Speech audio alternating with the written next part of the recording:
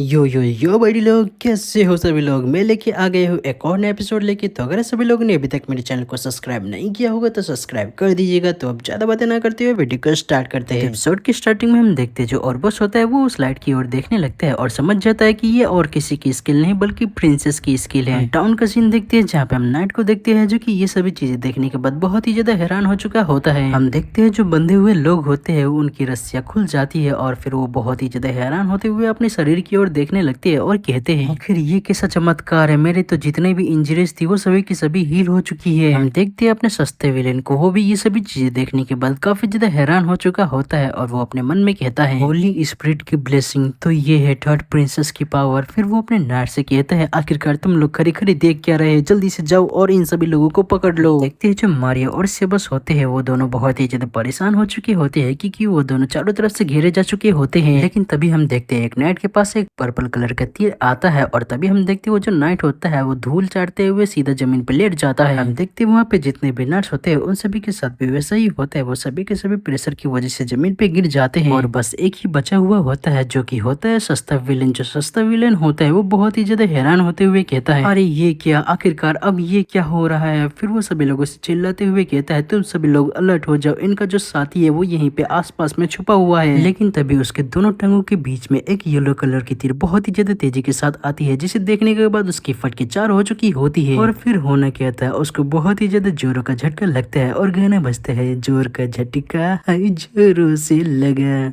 वही लगा। हम देखते हैं जो सेवस होता है वो उस बंदे की ओर देखते हुए कहता है तुमने आने में काफी ज्यादा लेट कर दिया। जो मारिया होती है वो काफी ज्यादा खुश होते हुए उस बंदे की ओर देखने लगती है और कहती है तुम्हारा जो एक्यूरेसी है वो तो काफी ज्यादा लाजवाब है। और हम देखते हैं ये बंदा और कोई नहीं बल्कि हमारा हीरो कायल ही होता है। जो कायल होता है वो नाइट्स की ओर देखते हुए कहता है अबे चमन झिंगुरो, झुक के रहना पड़ेगा अपने पप्पा के आगे, समझे ना। फिर हम देखते हैं वो उन दोनों के पास जाता है और उनसे कहता है हमें जल्दी करना होगा और जल्द से जल्द शिप के पास जाना होगा क्योंकि इतने ज्यादा शोर शराबे के बाद जो आसपास के गार्ड है वो जल्द से जल्द यहाँ पे आ जाएंगे। जो कायल होता है वो मारिया को ले जाने के लिए उसका हाथ पकड़ता है और फिर सेबस से कहता है प्लीज सेबस सामा आप जल्द से जल्द अपने जानने वाले को लेके आ जाइए। ये सुनने के बाद जो सेबस होता है वो कायल से कहता है ठीक है मैं समझ गया। फिर हम देखते हैं जो कायल होता है वो घोड़े के ऊपर बैठता है और मारिया को भी घोड़े के ऊपर बैठाते हुए सेबस से कहता है तो फिर ठीक है, तब तक हम इस हॉर्स के ऊपर बैठ के जल्दी से जल्दी शिप की ओर निकलते हैं। फिर हम शिप का सीन देखते हैं जहाँ पे हम एक बंदे को देखते हैं जो कि कुछ सामान को शिप के ऊपर रखने के लिए जा रहा होता है। वो किसी से बातें करते हुए जैसे ही पीछे की ओर मुड़ता है तो वो देखता है कि एक हॉर्स बहुत ही ज्यादा तेजी के साथ उसकी ओर ही बढ़ रहा होता है, जिसे देखने के बाद वो तेजी के साथ साइड पे हट जाता है। हम देखते हैं वो और कोई नहीं बल्कि कायल और मारिया होते हैं। जो कायल होता है वो सभी से कहता है सभी लोग साइड पे हट जाओ। हम देखते हैं वो जो बंदा होता है वो काफी ज्यादा गुस्सा हो जाता है और कायल के ऊपर चिल्लाते हुए कहता है आखिरकार तुम्हारी प्रॉब्लम क्या है, आखिरकार तुम्हें किस बात की इतनी ज्यादा जल्दी है। देखते हैं सेबस के साथ एक बंदा होता है जो कि उस बंदे से कहता है वो सभी हमारे गेस्ट है तो तुम उनसे ऐसे बात मत करो। कायल को देखते हैं जो कि शिप के ऊपर चला जाता है, वो सभी से कहता है हमारे पास ज्यादा टाइम नहीं है, हमें जल्द से जल्द यहाँ से निकलना होगा तो इसीलिए प्लीज जो भी जरूरी की चीजें है बस वही शिप के ऊपर रखो। जैसे ही शिप के ऊपर सारी चीजें आ जाए तो हमें वेस्ट की ओर निकलना है, माउंटेन की तरफ। कायल की ये सभी बातें सुनने के बाद जो पहले वाला बंदा होता है वो कहता है तुम तो बोल ऐसे रहे हो जैसे कि तुम्हें शिप चलाना आता हो। उस बंदे की ये बातें सुनने के बाद जो कायल होता है वो कहता है नहीं मुझे शिप चलाना नहीं आता लेकिन मैं किसी तरह से शिप को चला सकता हूँ। जो कायल होता है वो अपने वेदर सेल स्किल का यूज करता है जिसकी वजह से शिप के चारों तरफ बहुत ही ज्यादा तेजी से हवाएं चलने लगती है और जो शिप होता है वो चलने लगता है, जिसे देखने के बाद वो जो बंदा होता है वो हैरान होते हुए कहता है अरे ये क्या, जो शिप है वो तो सच में चलने लगा। हम देखते हैं कायल और बाकी सबको जो कि बहुत ही ज्यादा सीरियस लुक के साथ आगे देख रहे होते हैं और जैसे ही शिप थोड़ी दूर पे चला जाता है तो जो मारिया होती है वो कायल के पास आती है और उसे कहती है आखिरकार हमने ये कर ही दिखाया। फिर जो कायल होता है वो मारिया से कहता है प्रिंसेस आपने मुझे सच में काफी ज्यादा फिक्र में डाल दिया था, आपने खुद को एक चारे के तौर पे यूज किया, भला ऐसा कौन करता है। मारिया हंसते हुए कहती है मैंने ये इसीलिए किया क्योंकि मुझे तुम्हारे एबिलिटीज के ऊपर पूरी तरह से भरोसा था। ये सुनने के बाद जो कायल होता है वो काफी ज्यादा हैरान हो जाता है और वो फिर कुछ भी नहीं कह पाता है। लेकिन फिर भी हम देखते जो कायल होता है वो मारिया के पास जाता है और वो उसके ऊपर चिल्लाते हुए कहता है क्या आपको पता भी है कि ये कितना ज्यादा खतरनाक था, मैंने अपने सारे के सारे एरोस को यूज कर दिया है। लेकिन तभी जो कायल होता है वो बोलते बोलते चुप हो जाता है और वो बहुत ही ज्यादा डरने वाला शक्ल बना लेता है और अपने मन में कहता है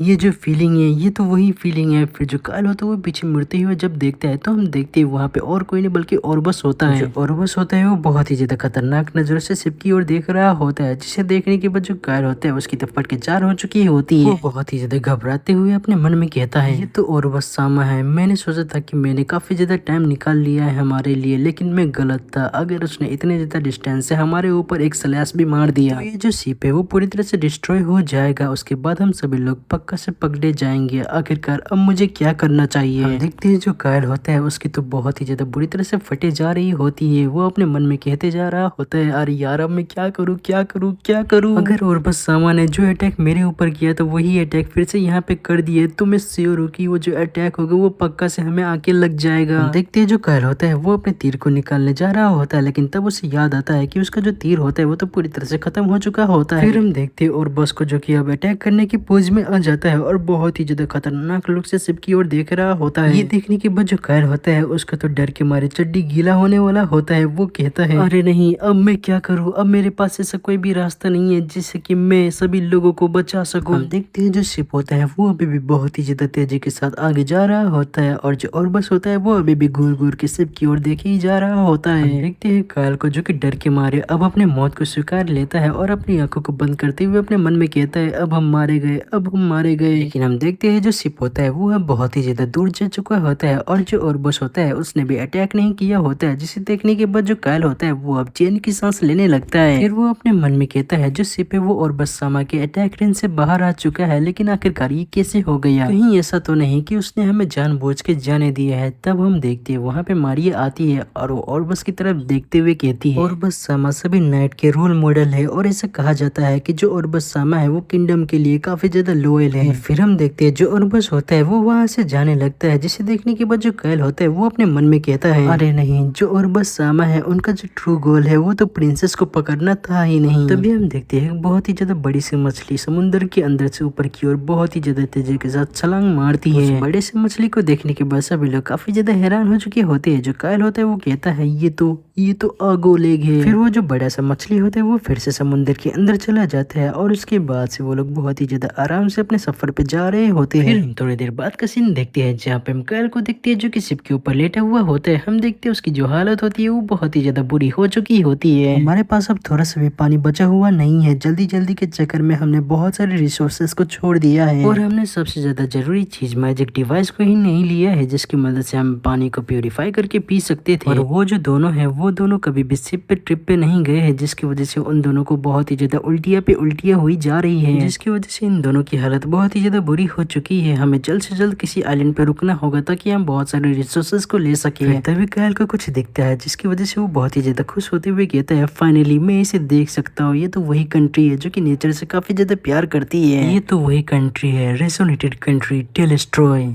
तो जो हमारा आज का वीडियो होता है वो यहीं पे खत्म हो जाता है। आशा करता हूँ कि आप सभी लोगों को आज का नया एपिसोड पसंद आया होगा और अगर पसंद आया होगा तो आप सभी लोगों को कुछ नहीं करना, बस लाइक कमेंट शेयर और सब्सक्राइब कर देना है। और जाने से पहले आप सभी लोग मेरे सेकंड चैनल और गेमिंग चैनल को भी सब्सक्राइब कर दीजिएगा, जिनका लिंक आप सभी लोग को डिस्क्रिप्शन के अंदर मिल जाएगा। तो फिर मिलते हैं फिर किसी और नए वीडियो के साथ, तब तक के लिए टाटा बाय बाय।